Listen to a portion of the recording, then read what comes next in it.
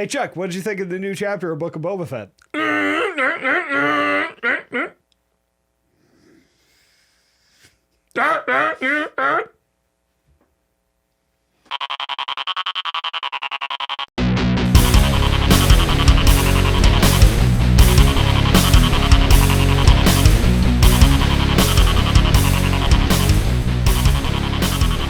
Hello and welcome to the Nerd Card. I'm Phil. I'm Chuck. We're diving right into the Book of Boba Fett Chapter 2. Yeah. Yes, that would be the Tribes of Tatooine.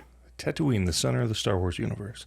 It really is, and it shouldn't be, but it is. No, I mean, if there's, a warm star in the middle of the galaxy or the point farthest from it. I believe that's Bright star, I think that's a quote from something. Well, if there's a bright center to the universe, you're on the planet that it's farthest from. It might be. I don't know. I heard it someplace. Yes, absolutely. But what we're seeing is Boba finally gets to meet the mayor. He does. The figurehead mayor or mayor, we're not sure yet. But yeah, the guy who says he's the mayor. Sure. It says he's the mayor. But what's more important, in my opinion, in the present day, is that he meets a couple of Hutts. He does. And they're Wookiee. And they're Wookiee. Yes, they're guard Wookiee. I like that Wookiee. He's a good Wookiee. We've seen him before, though. We have. We've actually seen this particular he's Wookiee. a bit growly and probably bitey. He is a little bit, yeah. I mean, you would think so, right? But he was actually a gladiator at one time in the comics. In the comics, and Boba references that. Which is funny because when we first get introduced to him, I'm like, God, I recognize that Wookiee from somewhere. I couldn't remember till then. We were researching it, and you brought up about the comic book. I'm like, yeah, that's right. That's where I've seen him. Yeah, absolutely. So really cool callbacks to comics, to previous movies, and all that good stuff. And that all happens present day. Yeah, and Boba is not moved by the Hutts. He's like, whatever. No, not at all. Beat it. Yeah. Tells him Michael Jackson, just beat it. I am the daimyo. Daimyo. Daimyo. Yes, I'm the daimyo. he's a daimyo. Look at me. I'm the daimyo. This is Mos Espa, and I am daimyo here. I'm the daimyo now. Yes. But the majority of this episode actually takes place in the past. Yeah, and I would postulate that the majority of the series so far takes place in the past. I think you're absolutely right. Yeah. Whenever Boba gets in his flashback machine, yeah, we see the actual story of the episode, right? They do cool transitions, though. They really do. I love the transitions that they've been doing. As a filmmaker, I love them. They're great. And they added something new to the transition this time. We talked about it in the last one where it went grainy to clear, but this one went grainy to clear, but also focused to Boba's turning head to wide again. It was cool. Yeah, it was really, really cool. What they're doing with the cinematography is just awesome. I love it. Really, really cool. But so we end up in the past where Boba is in fact a new recruit. He's a new recruit. Yeah. Yes. Hey, we called that one. That's pretty cool. And he is leading the Tusken Raiders on a train heist, very similar to what we saw in Solo. Yeah.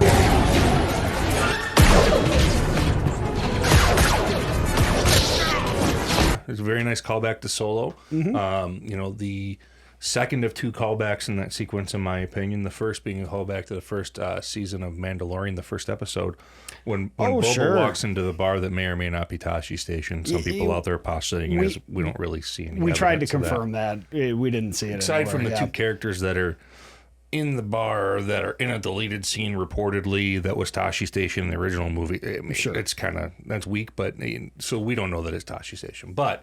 The way that Boba walks in there is very reminiscent of the way that Mando walked into the bar in the first episode. Certainly. Place goes quiet. Guys come up to the Mandalorian in both cases because I'm gonna go ahead and call Boba a Mandalorian in this instance. See, this is me, Boba Fett. This is my father, Jango Fett. Your father was a foundling. Yes. He even fought in the Mandalorian civil wars. I'm going to say he is, yeah. And the Mandalorian then goes and kicks butt on all the bad guys. Yeah. Dude, Boba one-hands a dude through a window. I mean, he was pretty badass. It was really awesome. He was pretty badass. Really, really, really cool. And as a result of that, picks up their speeder bikes where they can go and then do the train heist. And then he gets to do his, in between his McLovin move on the speeder bike. gangster. Yes, he did do that. And then we get a training kind of montage, which was pretty cool. It was really great. I mean, I really liked the second episode. I liked the first episode quite a bit, but I thought the flow of the second episode was much faster, much cleaner. And it was really cool to see Boba. It was a real... To me, when we first see Boba in The Mandalorian, again, after, the confirmation that Boba Fett's alive, you do see him as when he helps Fennec Shand up and earlier, but you just see a foot in the gaffy stick. Yeah. When it's Boba Fett when he actually confronts the Mandalorian and you see him in his getup, I think everyone in that, I just kind of forgot about it because I think everyone's just like, okay, he must have killed the Tusken Raider.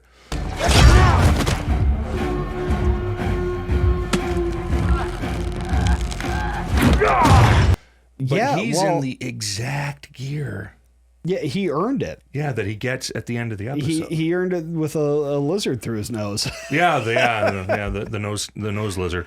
Which is interesting. Yeah. It's kind of one of those like in Empire when Luke goes into the Force cave, the dark side cave.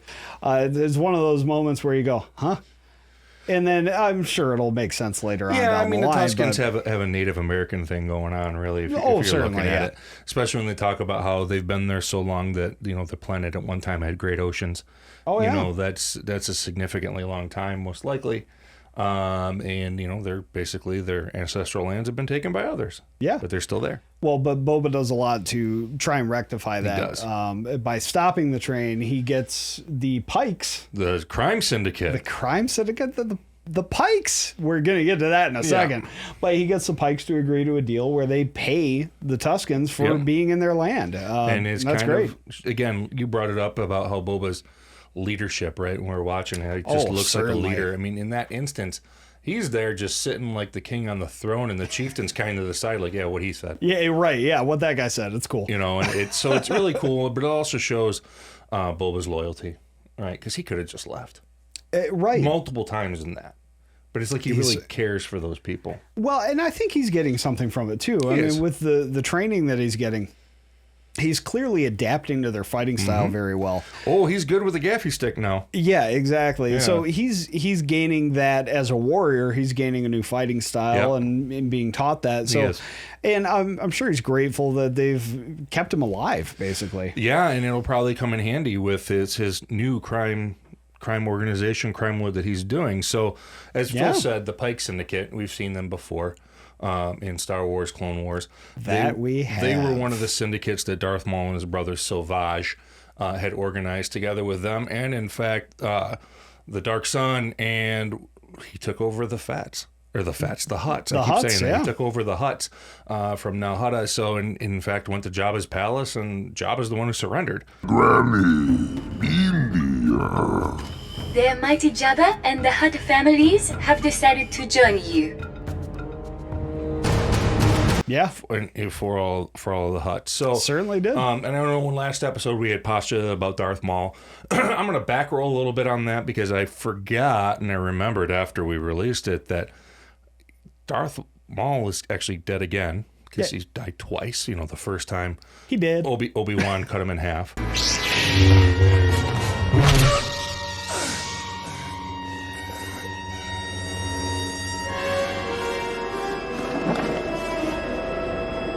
Yeah.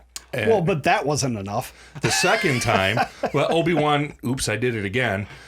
In Star Wars Rebels, Darth Maul goes to Tatooine and runs into Obi-Wan Kenobi. I'm not going to give a whole way about the episode, but they have another lightsaber battle.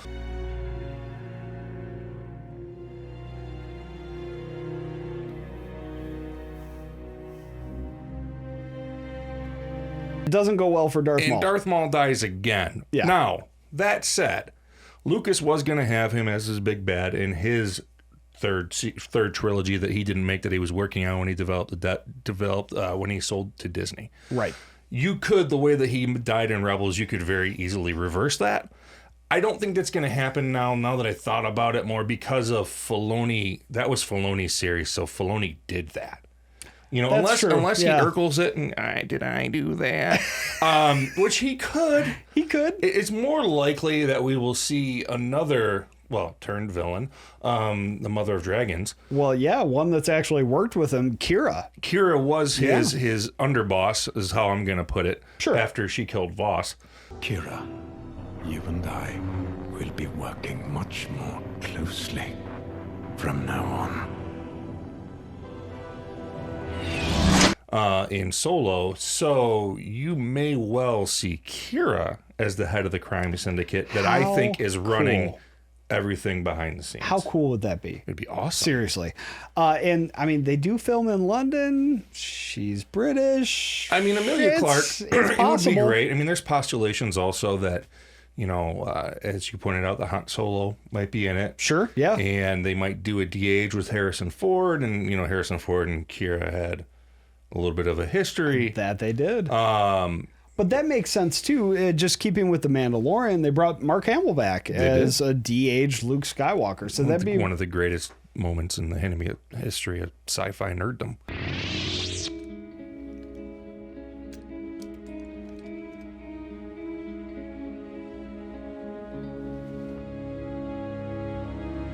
Yeah, without a doubt. 100%. It really is.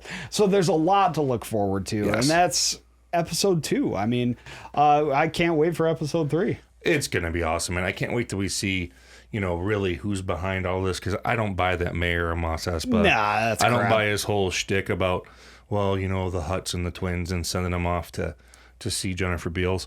Right. I don't buy any of that. There's something else bigger going on. He ain't the guy. He ain't the guy. Neither are the Hutts. There's something else. I agree. I agree entirely. We think it's Kira.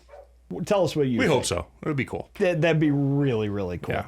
All right. With that, that's going to be a wrap on episode 2. Join us next week. We're going to take a look at episode 3. Yes, we are. You bet. In the meantime, you can check us out on YouTube, Facebook, Instagram, Twitter, SoundCloud, Spotify, all that good stuff, and get your nerd news and everything else from us, and share it with all your nerd friends so they do as well. And with that, we will say, What's on your nerd card?